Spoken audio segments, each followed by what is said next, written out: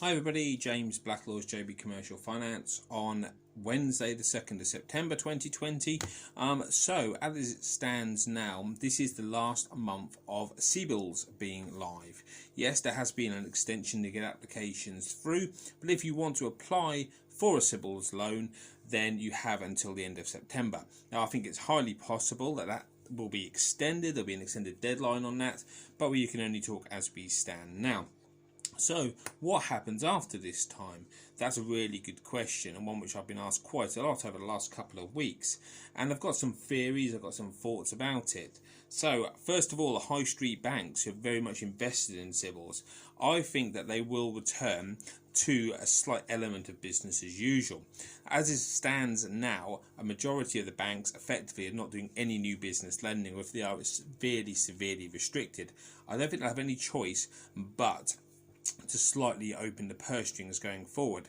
When I say business as usual, I don't think we're going to be looking at 70-75% loan to values on commercial. I don't think they're going to be as generous, but I think they will have to lend some money to businesses, albeit I think they'll be property focused initially. With regard to the fintech lenders, and this is where it can get a little bit interesting, a lot of them are using CBILS as a way to shore up their back book. So if they had unsecured loans out there of, let's just say, £100,000 to a client, now they can refinance it under CBILS and secure 80% of it with the government guarantee. So actually, while it's looked like it may be the downfall of a lot of fintech lenders, it may have used this as a short-term position to really help their balance sheet and their credibility going forward. Will they be able to switch back to an unsecured product? I'm not sure. I think there's going to be a lot of uncertainty in that marketplace, and it wouldn't surprise me if they're the ones lobbying hardest for CBILS to actually be extended at this stage.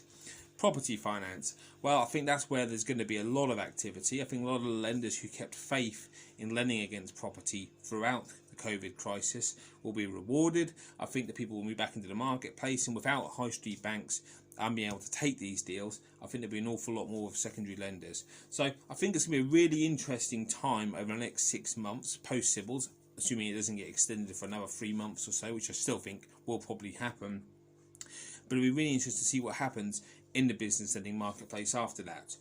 Other brokers I talk to, it's very much a case at the moment of, right, we're going to see how this year settles, we're going to get through it, and then see what happens in 2021, because there'll be an awful lot of people going out of business, I would imagine, in my particular marketplace, because it's been very difficult, as it has for a lot of businesses over the last few months. So I think there's every reason to be optimistic about the future lending marketplace, but I do think there'll be some short-term uncertainty and pain for the next few months before we get to that stage. Let's hope the high street banks can open the purse strings again, because ultimately they set the tone for the whole marketplace. So reason to be optimistic, but very cautious at this moment in time. But if you do have any inquiries, I do still have lenders out there, especially if you're looking to buy your own commercial property to trade from. Lots of good opportunities to get in touch and have a discussion about that. I'm James Blacklaw, JB Commercial Finance. Please, however you see this video, like, share it, leave any comments or send any messages if you've got any questions.